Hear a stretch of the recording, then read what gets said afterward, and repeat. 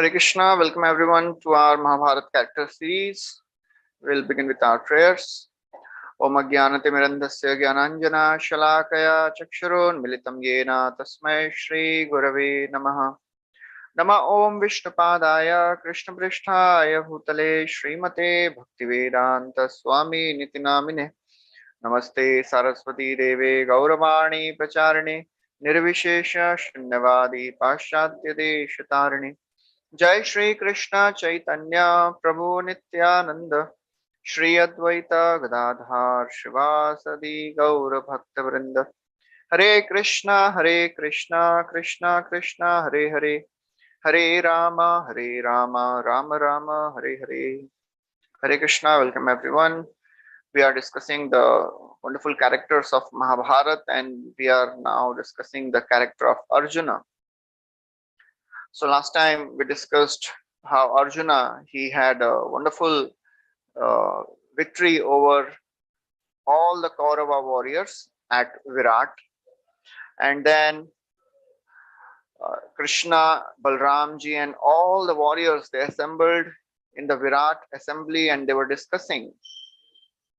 So they came to the conclusion that they will call all the kings for helping in fight, which is about to happen. And then Krishna and Balram departed. They went to Dwarka. And then we saw that Arjuna, he went to Krishna. And that time Duryodhana also was there. He also went.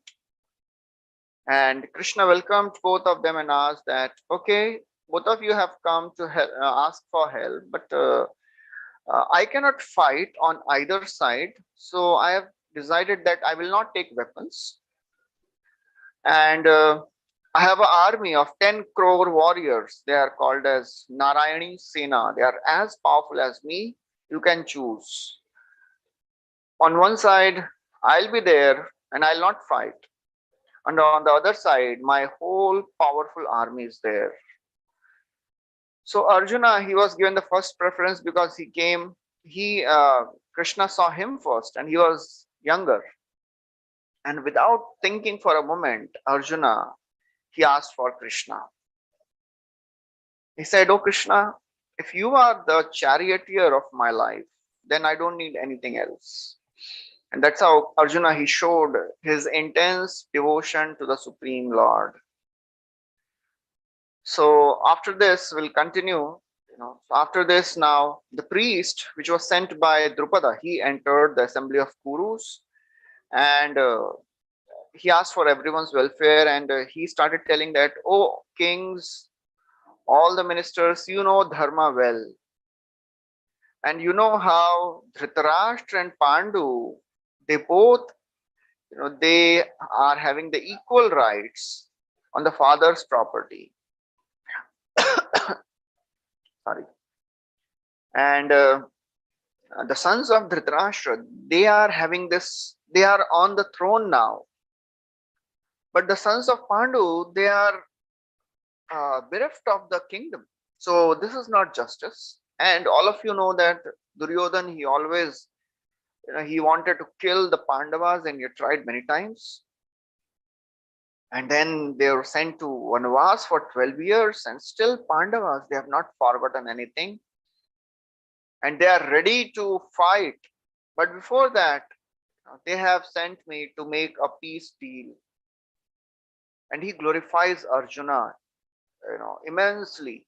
He says, there is no one in the whole world like Arjuna, because Arjuna can defeat even the Devatas. And on top of that, they have Krishna. Who can defeat them? So please use your intelligence, please follow dharma, and just give them their uh, legitimate kingdom.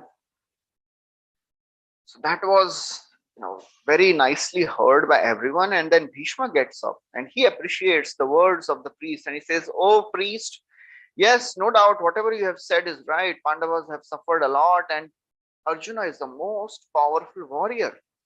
No one can stand in front of Arjuna. Even Indra cannot stand in front of Arjuna." So, Yes, of course, we should give. But as expected, Duryodhan and the allies didn't hear. On the contrary, they spoke so many bad words. Then Krishna was sent as Shanti Duta. That is another huge incident, pastime where Duryodhan was so foolish that he wanted to arrest Krishna. But Krishna showed his Virat Rupa, and then all the attempts for peace were spoiled by Duryodhan. And the war was inevitable now. So all the armies, they were either taking the side of Duryodhan or Arjuna. The entire world practically was divided into two. That was the original world war. On one side, Duryodhan and Kauravas, they managed to gather 11 Akshohini divisions of army, and Pandavas had 7. And from material calculation, it was obvious that Pandavas will not win the match, will not win the war, because they had Bhishma, Drona, Kripa, Ashwatthama, Karna. The most powerful warriors of the earth were there on the side of Kauravas. But Pandavas had Krishna on their side, the Supreme Lord on their side.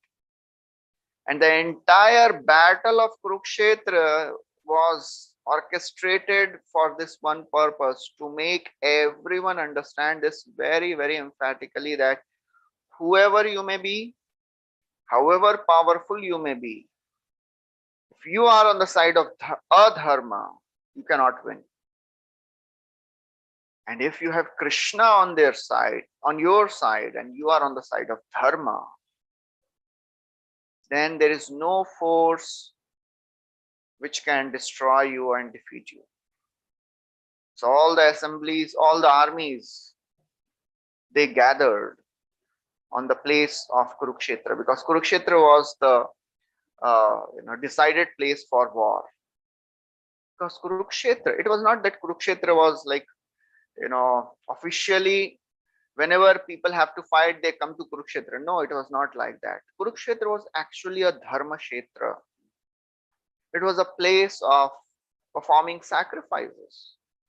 So this Kurukshetra was chosen as the battlefield so that dharma can prevail.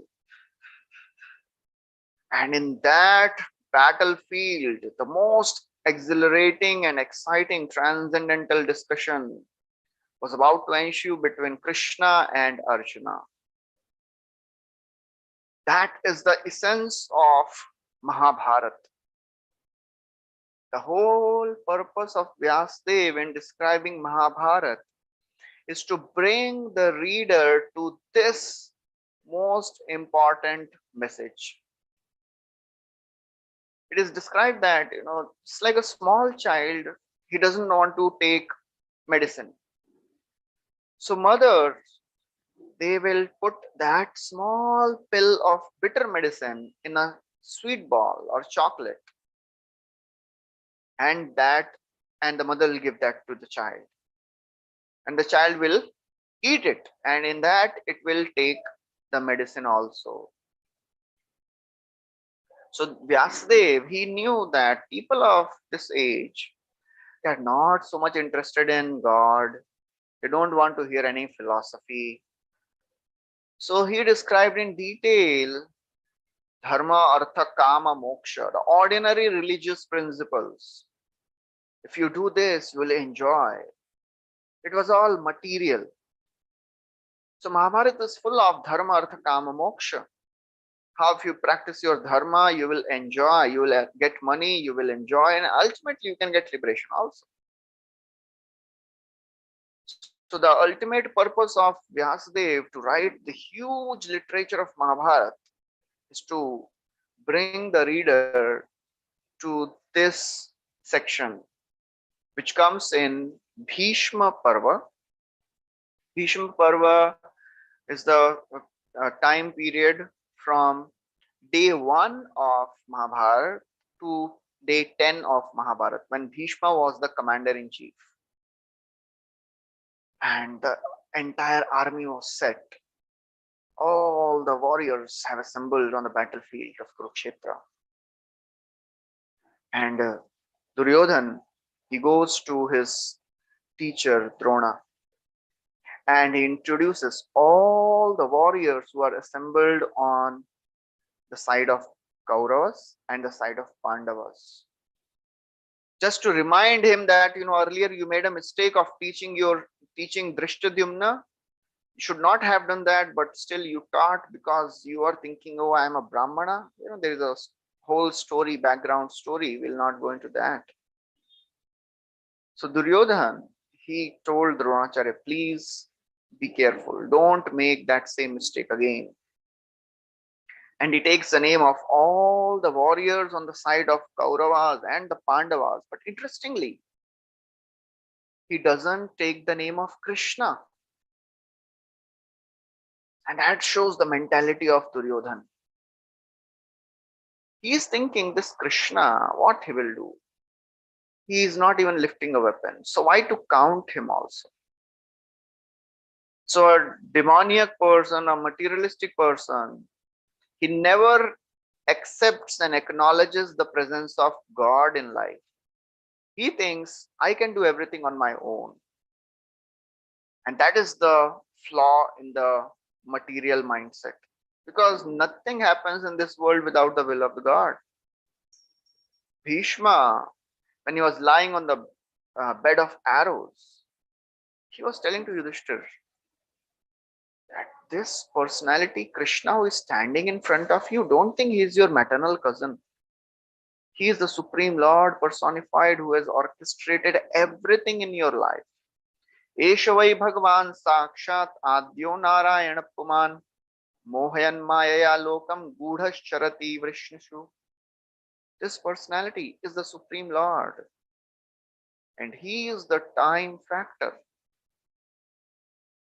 So Duryodhan, he didn't even accept that Krishna is God. So he didn't even take the name of Krishna. And then Bhishma, he blew his conch, and all the warriors on the side of Kauravas blew their conch. And then the entry of the hero of Bhagavad Gita and Mahabharata takes place. Krishna is described as the chariot driver of Arjuna. That is how Krishna is so very humble. People many times tell, oh, Krishna, your God is so very proud and arrogant. He is talking so much about himself in Bhagavad Gita. Oh, I am the God, I am the controller, everything is coming from me. But that is just a little bit of introduction which he is giving about himself for our own benefit. So that we can understand, oh, we should serve him, serve this great personality, he's God. Because the nature of Krishna comes out again and again in Bhagavatam, in Bhagavad Gita. Krishna is ready to become the chariot driver of his own devotee Arjuna. That's how God is. He is ready to do anything for his devotee. Because devotees are malleable to the will of the Lord. Lord is malleable to the will of the devotees. He can do anything to serve his devotee. He is ready to break his own vow to please his devotees, to serve his devotee. So Krishna, he enters Bhagavad Gita as a humble chariot driver, which is very much contrary. It's like in movies when we see how how the hero enters the movie scene. He enters with a bang. Generally, the scene is like this: the heroine is in distress, and the villain has caught hold of her, and the car comes, a fast car comes, and with a screeching halt, the brakes are applied, and the door opens. The foot of the hero comes out, and the camera focuses on the shoes and slowly goes up to the face. That is a grand entry of a hero. But in Bhagavad Gita, the hero enters in such a humble way, and then the Krishna blows his conch, Arjuna blows his conch. And the conch of Arjuna and Krishna, they are described as transcendental. Divyau Shankau Pradadmatuhu Panchajanyam Rishikesho Devadattam Dhananjaya Poundram Dadmau Mahashankam Bhimakarma Vrikodara. Divyau Shankau, they blew their transcendental conch. So Arjuna, he is transcendental in his intentions. He is fighting the war to please the Lord. And that will come in a very, very wonderful way in Bhagavad Gita. Because Arjuna, he is about to get into an intense bewilderment. And then at the end of Bhagavad Gita, he comes to the conclusion, I am ready to do whatever you say, oh my Lord. So Arjuna, he tells Krishna, oh Krishna, please place my chariot in between the two armies. Senayor ubhayor madhye ratham sthapayam achyuta. Why? I want to see. So the question may come, why Arjuna wants to see? He already knows, who all has assembled. The warriors, they must be the same, right? He has fought all of them in the Virat war also. But Arjuna wants to see the intentions, how hell-bent they are to fight. And he wants to see. So the one word which comes again and again in this section is Pashya, Avekshya, Nirikshya. All these means to see. That is a great power of illusion which comes by seeing. So it is very, very important to see the world with proper vision. And there are three ways to gain knowledge: Pratyaksha, Anuman, and Shabda. Pratyaksha means when we see with our eyes, whatever is there in front. Anuman, when we guess. And Shabda, when we read authorized books and we hear from authorized people. Most of the time we get confused and bewildered when we see with our eyes.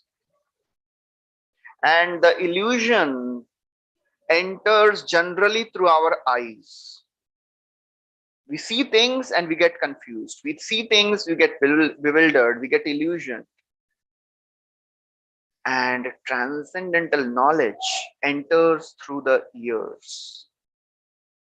So in this world, the pleasures of this world, they are so readily seen and they are so readily available that we forget to hear about God. And that's why we get confused. That's why we get bewildered. And that is what is happening with Arjuna here. The most exalted personality, such a pure devotee, he is getting into bewilderment because he's seeing with his eyes and analyzing things based on what he is seeing. Of course, we have to keep our eyes open. It is not that we have to just move around blindfolded. No, we cannot do that. We have to keep our eyes open. But we have to see the world with the eyes of scriptures. That is called as Shastra Chakshu. We have to learn to see things with the spectacles of knowledge. Then we will see things properly.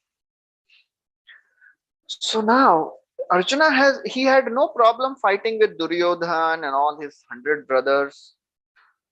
But when Arjuna told Krishna, please place my chariot in between two armies, very wonderfully and strategically, Krishna, he placed his chariot in front of Bhishma and Drona, the most respectable and the more elderly personalities. Because Arjuna, He had such love, such respect for Bhishma, because as a small child, when they even didn't know that their father was dead, when Kunti, she brought all of them to uh, Hastinapur. Sometimes Arjuna would climb on the lap of Bhishma, and Bhishma had a beard. So he would catch hold of the beard of Bhishma and he would say, "Oh father, I want to play." So Bhishma would tell him, "Oh, I'm not your father, I'm your grandfather." So Arjuna had such loving relation with Bhishma, and he learned everything from Drona, all the martial arts. So he had such respect, such love for both of them. And Krishna, he orchestrated this entire, it is like a movie scene happening now. Krishna is director of this movie scene so that we can get benefited. God uses his devotees to teach all the people what to do when things go wrong in life. So Arjuna, there is no lack of skills. He was lacking the willpower. That is what happens with many of the people. They lack the willpower. So Arjuna, he was completely bewildered seeing all these warriors standing in front of him. The whole array of relatives. In fact, the 5 generations are there fighting. Not just one generation, 5 generations.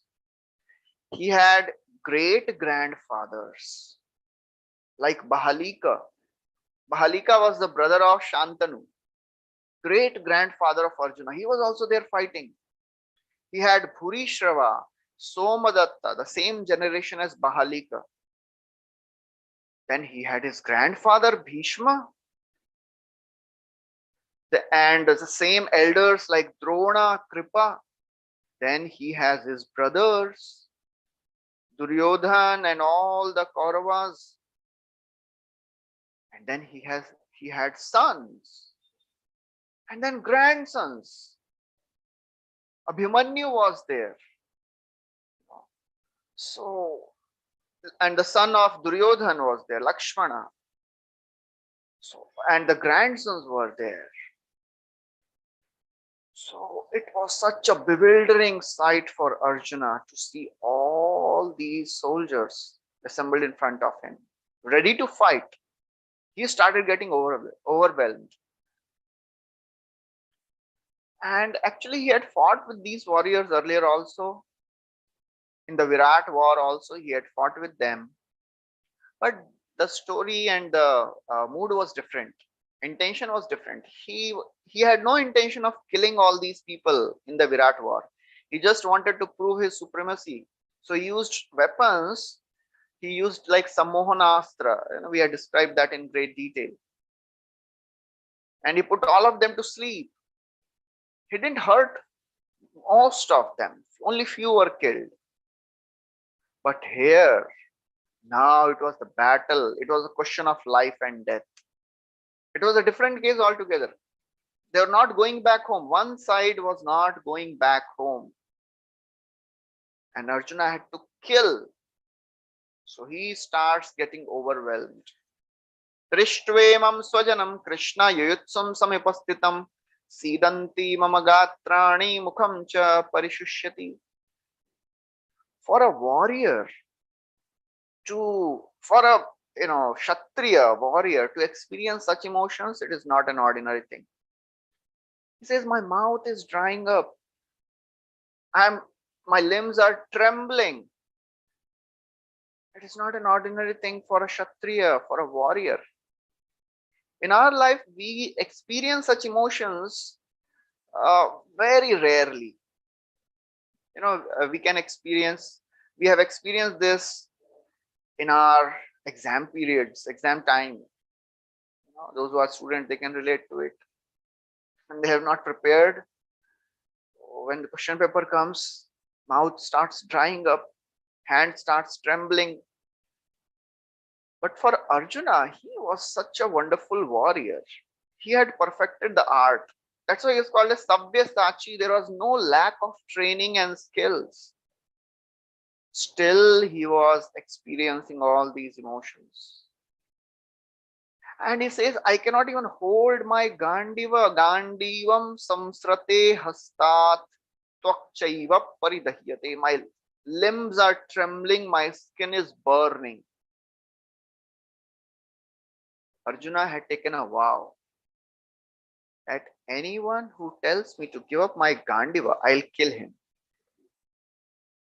To such an extent, one time in Mahabharata, he even, Yudhishthir Maharaj once told out of, little anger. And Arjuna was ready to kill Yudhishthir Maharaj also. That same Arjuna is now telling, I cannot lift this Gandiva. It is not, again, an ordinary thing. In the movies, we may have seen, one lady is bringing the plate and the phone call comes and the message is given, oh, your husband, he has met with an accident. And suddenly the plate drops from the hand and everything is, here and there. She falls unconscious. For Arjuna to experience such emotions, he cannot even hold the Gandiva. It is not an ordinary thing. Generally, females, they experience more emotions. For males to experience such emotions, it is not so often seen. For a Kshatriya to experience such emotions, and that to Kshatriya like Arjuna.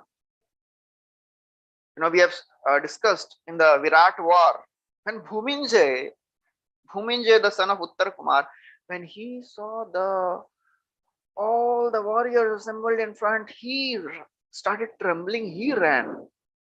Arjuna caught him and brought him back. That Arjuna, that warrior, he is experiencing such emotions. So it is not an ordinary thing.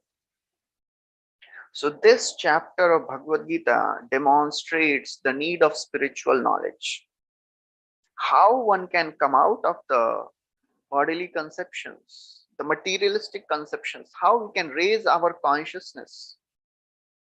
Because in life, we will go through these emotions, these problems will come for sure in one way or other. This Bhagavad Gita helps us to come out of these testing situations.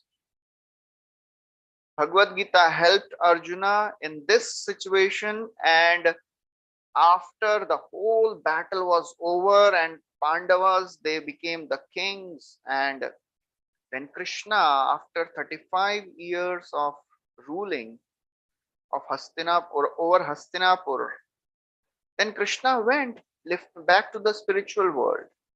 That time, Arjuna, he was so devastated. That time also he remembered the same instructions of Bhagavad Gita. So these instructions of Bhagavad Gita, they are the crest jewel of all the instructions given in Mahabharata. And that is the ultimate purpose of Vyasadeva in writing Mahabharata. This chapter, the first chapter of Bhagavad Gita, also shows the wonderful qualifications of Arjuna, which made him qualified to hear Bhagavad Gita. Bhagavad Gita can be understood by a person who has the quality and character like Arjuna. We'll discuss what are those characters, what are those qualities which come up in this chapter of Bhagavad Gita. So Arjuna tells, I cannot even stand up. I am just seeing the causes of misfortune everywhere. This happens many times. When things go wrong in our life, we just see the problems everywhere. Nacha shaknomyavasthatum bhramativ cha me. My mind is reeling. I cannot even stand up. I am just seeing the causes of misfortune. Nimittani cha pashyami viparitani keshava. In scriptures, it is described that there are some inauspicious omens which warn us. Just like for males, when their left side is twitching, that is an inauspicious omen. For females, the right side, if it is twitching continuously, It is the inauspicious woman. So Arjuna, he has that knowledge. It is not that Arjuna is a ignorant person. No, he is a very, very wonderful scholar. And the way he'll present his arguments, we can understand how well versed, how learned, and how far sighted Arjuna is. So when we have knowledge, we can relate to the realities. Just like if you give an X-ray to an ordinary layman, he will see only black and white. You give the same X-ray to a doctor, he will tell, oh, there is an infection here, there is a fracture here. With the knowledge, we can see things. So Arjuna, he is going to present such a wonderful uh, thesis of knowledge, and it may look very, very wonderful, but then Krishna will completely dismantle all the arguments of Arjuna in a very, very systematic way. So Arjuna here, he is getting really confused, really bewildered, because he's just thinking in terms of what will happen to me, what will happen to my elders, what will happen to my relatives. This whole world is based on this one concept: what's in it for me. When we are self-centered, when we think only about ourselves, then there are all the chances that we will get confused, because if something goes wrong, our existence is in question, we get confused. But if we keep Krishna in the center, God in the center, then we will see things in right perspective. That is what we have to understand here. And when we get confused, what we have to do, that we'll see, what Arjuna is doing. So now Arjuna, he starts giving his arguments. So first argument, he says, oh Krishna, if I fight, so many millions of soldiers will be killed. Why I should be responsible for killing so many of the people, such massive bloodshed? I'm feeling compassion for all of them. I'm not saying from the short-sighted point of view, I'm seeing the long-term view. Nacha shreyo anupashyami hatva swajana mahave. I am seeing the shreya, long-term shreya and prayer. The entire world is based on preyasa.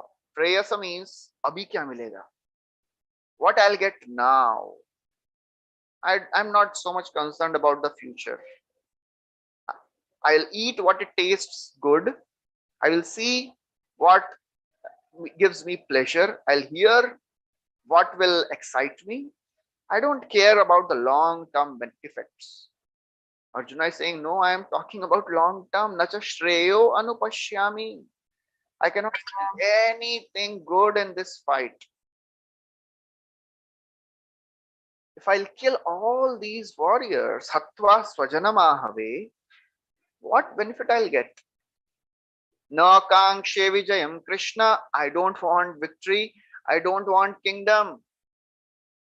Sentiments are good till the time they don't take us away from our duty. If sentiments are taking us away from our duty, then these are not proper. So Arjuna, he is now posing so many questions. And interestingly, Arjuna is ready to accept whatever Krishna speaks. He is ready to take the challenge, because now Krishna responds in the second chapter. Krishna responds by asking questions. He is questioning the questions of Arjuna. So Arjuna, he shows the courage. He allows his questions to be questioned. That is intelligent person. So Arjuna is saying, I cannot, kill all these people. Why? I am feeling compassionate. Second argument he gives. How will I enjoy? If I'll kill all my relatives, how will I enjoy? Because generally you cannot enjoy alone. If you have your friends, if you have your family, then you can enjoy with them. Even to show your fortune, you need people. If you have no one to show your fortune, then it doesn't give that much pleasure in this world. As they say, neighbors envy, owners pride. If there is nobody to tell, wow, you have so much, you are really fortunate, that increases the happiness. So Arjuna is thinking, if nobody is there, then why should I fight? If I'll kill all these, whom will I show my fortune to? So he's thinking in terms of enjoyment. Kim bhogair jeevitena va. What is the use of all this kingdom? Yesham arthe kangshitam. I am fighting for their pleasure, so that they get happiness. If they are not there, why should I fight? You know, he's saying, you are telling me to kill them. I have not even verbally offended them any time. Forget about physical offense. So I cannot do so. Third argument, he says, if I'll kill all of them, I'll get sinful reaction. I will become sinful. Because killing the worshipable elders, it is the most sinful thing one can do. Actually, violence is not discouraged in Vedic culture. If you use violence for wrong things, that is discouraged. So Arjuna is going into a whole loop of analyzing things, and he becomes more and more overwhelmed. It is just like a dam which is holding all the water of a river, but there is a small crack which happens. And when the water starts entering to that small crack, the crack becomes bigger and bigger. And that is what is happening to Arjuna. His confusion is becoming bigger and bigger. He's getting more and more overwhelmed. When we keep thinking, it is said paralysis by analysis. When we start thinking too much without coming to any conclusion, we should understand that we are going to the loop of paralysis by analysis, because it is the nature of the mind.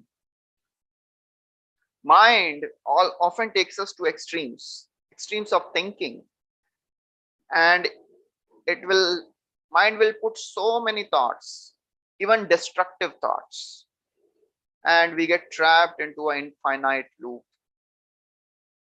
How did such a wonderful, powerful warrior like Arjuna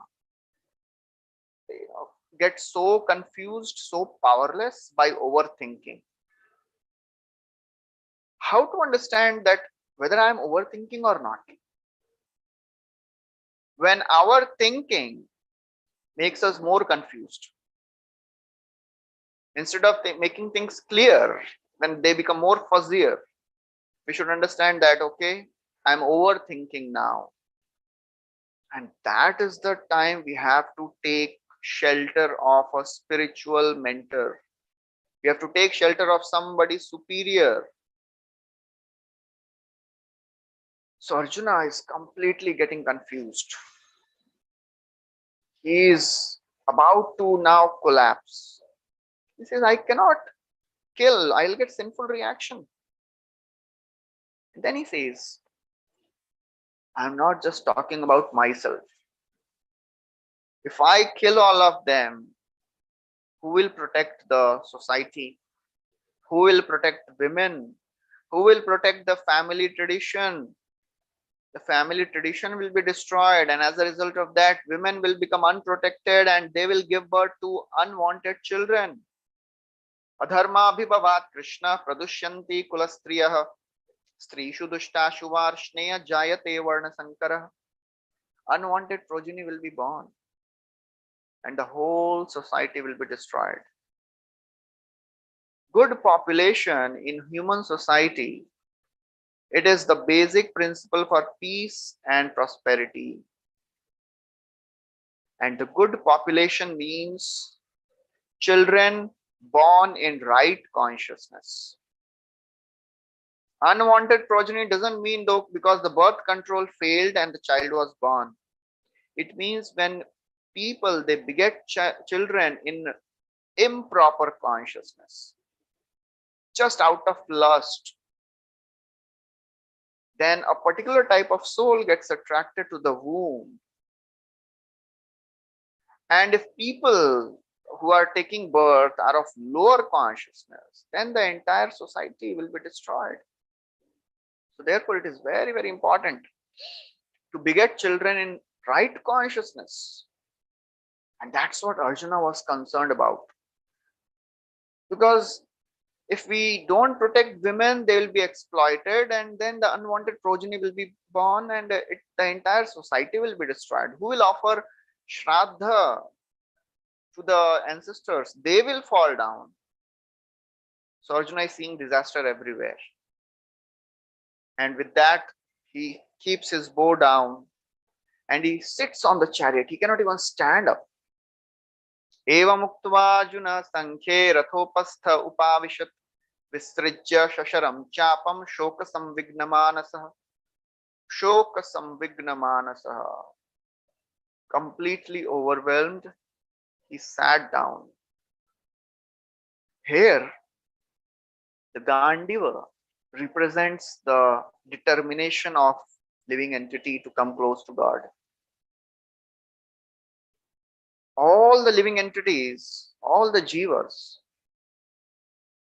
their determination to come close to God is always shaken by the glamour of the material world, by the illusion of the material world, by the distractions of the material world.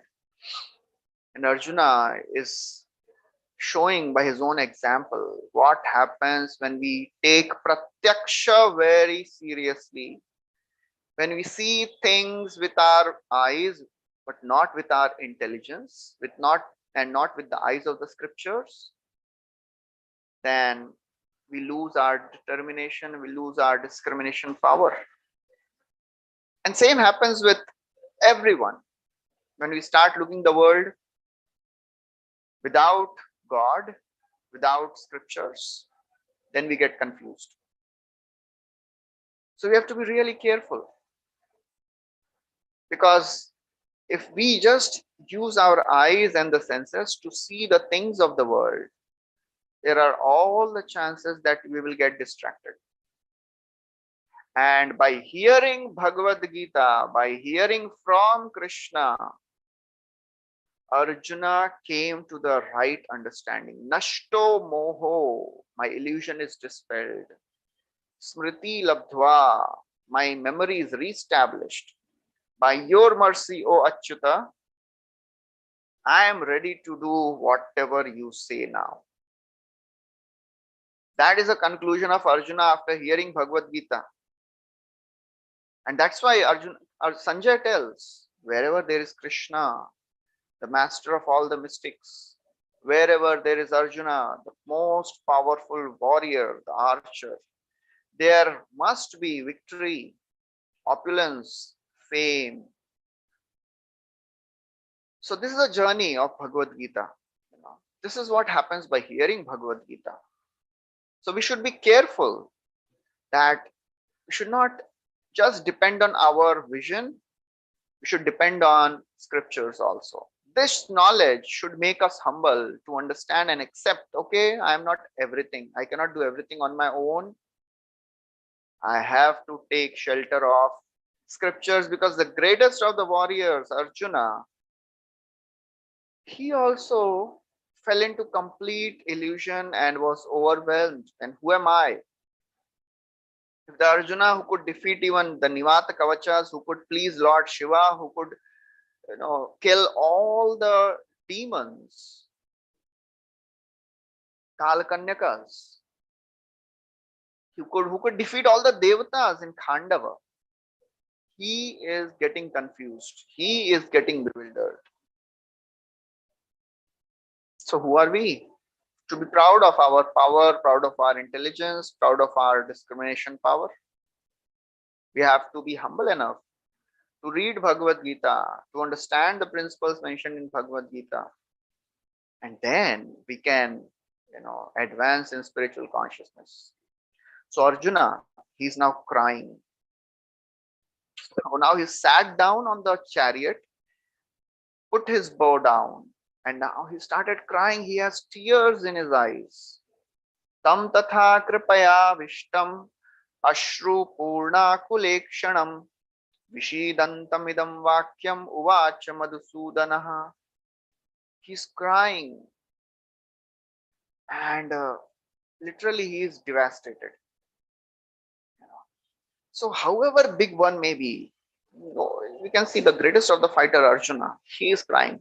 Life can put us in situations where we will be bewildered. And this whole Bhagavad Gita is a journey of a spiritualist from the stage of utter confusion to the stage of steady determination. And that is what we are here to learn, to get the steady determination. So when we practice spirituality, then this knowledge equips us with the power to make necessary changes in our life so that we can handle those problems. Problems will come, but we will learn to handle those problems.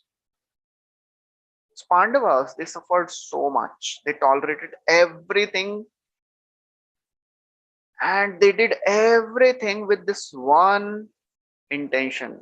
After this, we'll go back and we'll fight and we'll get our kingdom back. And Arjuna now, he was so confused, so bewildered. He's not ready to fight. And in fact, he's saying, I'll go to forest. I'll go to forest. I live as a mendicant, but I don't want to fight. Such an intense emotional turmoil. Now, the dynamics are changing. Krishna, he is a friend of Arjuna, but now Arjuna is getting completely confused. And he is about to surrender to Krishna. And interestingly, Krishna smiles. Seeing this situation of Arjuna, Krishna smiles. So that is more bewildering. If you are in intense trouble and distress and you go to your friend for help and that friend is smiling, laughing, so what will happen? It will make that person more confused, more bewildered. So therefore, if somebody approaches us with some problem, the problem for us, because for Krishna, that problem was insignificant.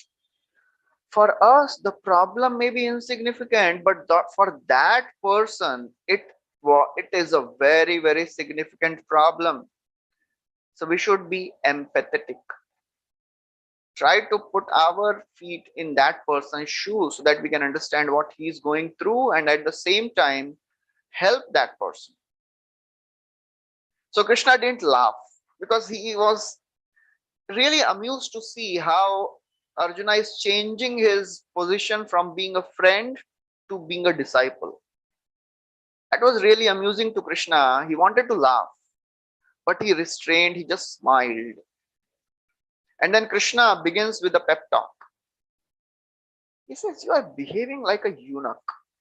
Klaibyam asmagama partha naitattvayupapadyate shudram hridaya daurbalyam tyaktvatishta parantapa. Oh Arjuna, you are behaving like a eunuch. I think 1 year you were a eunuch. You were a eunuch because of the curse of Urvashi. I think now you have actually become a eunuch. It is a great insult for a Kshatriya. Because Kshatriya, as such, they are very strong physically, sexually, they have many wives. To call Kshatriya as a eunuch, it is very, very insulting. And Krishna is reminding him of his that intense, painful past. So he is just trying to, just motivate Arjuna like a pep talk. Okay, you can do it, Arjuna. Why are you behaving like this? You are not, you are, why are you behaving like a dull person? Shudram. Just give up this weakness of heart. And actually, Krishna is trying to motivate. He has not still started giving instructions. He's just motivating, you know. So sometimes, just like Brihanalla, Arjuna, when he became a eunuch, it was really embarrassing, and we discussed that incident in great detail. But we saw that because Arjuna, he continued to follow and accepted whatever came as per his destiny, it gave him such a wonderful opportunity to disguise himself. So Arjuna, he's saying, this is not my weak mindedness. Why are you calling me weak minded? I'm not weak hearted. How can I shoot arrows at my worshipable elders? I have respected them. I have just bowed down to them whole life. Katham Bhishma Maham Sankhya Dronam Cha Madhusudana. They are my worshipable, my Bhishma, my Drona. They are worshipable. How can I kill them? Guru na hatva himahanubhavan Shreyo bhoktum bhaikshyamapi haloke Hatvartha kaman tu guru nihaiva bhunjiya bhogan rudhira pradikdhan. It is better to go and beg than to gain this kingdom tainted with the blood of my relatives. I will not be able to enjoy this. I cannot fight. And after telling this whole discourse, ultimately in the second chapter, Arjuna says, I am confused. I don't know what I have to do. He's completely confused. Because he's thinking if he fight, if he wins, all the relatives are dead. And if he dies, then anyways, I'll not be able to enjoy this property, this kingdom. And if he does not fight, then the begging will be the only means of subsistence, and Kshatriyas, they cannot beg. Kshatriyas, they can never beg. Because the quality of Kshatriya is Ishwar Bhava. They have the mentality of being a controller. They cannot beg. So Arjuna, he is seeing a lose-lose situation.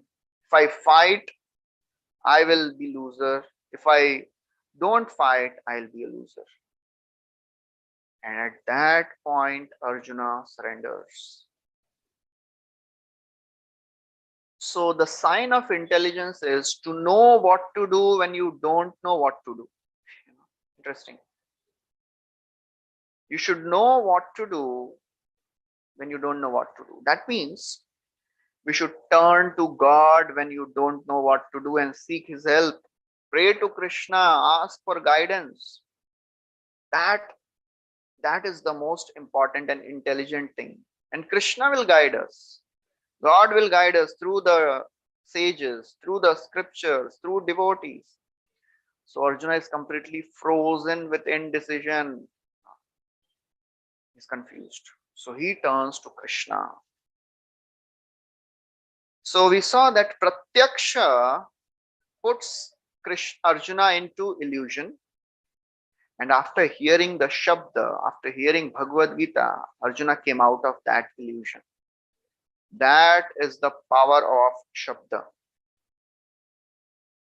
So Pratyaksha Praman, seeing with our own eyes and senses, that is a source of knowledge, no doubt. But we should always verify and back up our Pratyaksha with Shabda. Whenever we see something in life, when we see some incident happening in our life or in others' life, try to evaluate that based on whatever we have read in the scriptures. Why this is happening to me? There must be something which I have to learn from this. That is called Shastra Chakshu. We have to use our intelligence to analyze what we see in the world. So Arjuna, he says, I'm completely confused, oh Krishna. Now I am your disciple. Please instruct me. That is a turning point. That is second chapter, 7th verse. Karpanya dosho pahata swabhava prichhami tvam dharma sammodha cheta yashreyasyan nishchitam bruhi tanme shishyasteham sadhimam tvam prapannam. I am completely confused, oh Krishna. I don't know what is to be done. I am surrendering to you. I am your disciple. Please instruct me. People many times they say, I know, we know Bhagavad Gita. हमने पढ़ी है भगवद गीता, हमारे भी घर में है Bhagavad Gita. But the ultimate result of understanding Bhagavad Gita is to surrender to Krishna, to come to this end. Oh Krishna, please instruct me. I am ready to do whatever you say. So we have to take shelter of God. We have to take shelter of devotees. And it takes strength to face the problems. Many times people have such big egos, they cannot go to others and ask for help. And that creates disaster in their life. How can I go? I have such an image in the society. I am such a big person. I am such a big devotee. What will people say? अरे आपको भी ऐसा problem होता है. We have to humble ourselves and approach the superiors, because if Arjuna can get into this problem, such a great devotee, anyone can go into the problems. So we should be humble enough to approach to our superiors, take guidance from them, because false ego, it makes us believe that I can handle this on my own. I don't need anyone. And in that way, we act in a stupid way. So better to look stupid than to act stupid. Because if we go to some of the superiors, they may think that, hey, how come he's behaving in such a stupid way? Better to look stupid. That will save our life. Just like Arjuna, he is completely confused and he is surrendering to Krishna. I am surrendering to you. Please tell me. That saved his life and that saved the society. So that is what we have to learn from Arjuna. Such a powerful personality, ready to give up all his pride and surrendering to the Supreme Lord. To become humble is most important in spiritual life. If we are not humble, we cannot gain any knowledge. It is just like putting water on an inverted pot. Nothing will go inside if we are not humble. So Arjuna, he reconfirms his faith, because Krishna may tell, Arey, there are so many great rishis there. You go to them. Why are you asking me? I'm your friend. He says, no, nothing. No one else. Only you can help me. And what happens after that, we will continue in the next class. Thank you very much. Hare Krishna. Srimad Bhagavad Gita ki jai. Hare Krishna. Hare Krishna, Prabhuji. Hare Krishna. Thank you. Very nice class. Any questions anybody has? Thank you so much, Prabhuji. Thank you. Lovely class. Anybody has any questions? Vanju, Sapna? Yeah, Prabhuji.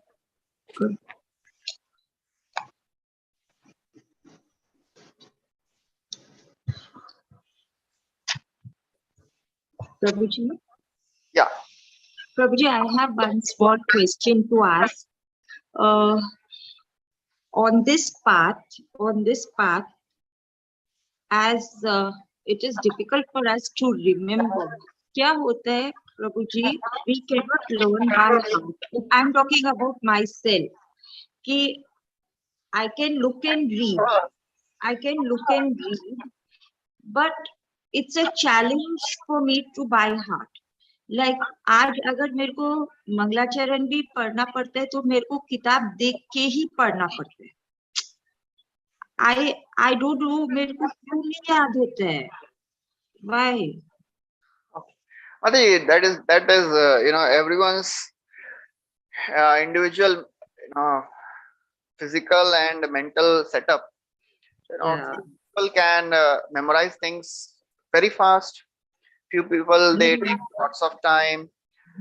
But we should understand that spiritual practices they don't depend on all these externals.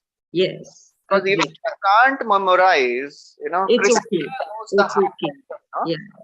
So Krishna is not so much concerned that if you don't speak the mantra, I'll not give you my mercy. No, Krishna is not like that. He's bhavagrahi.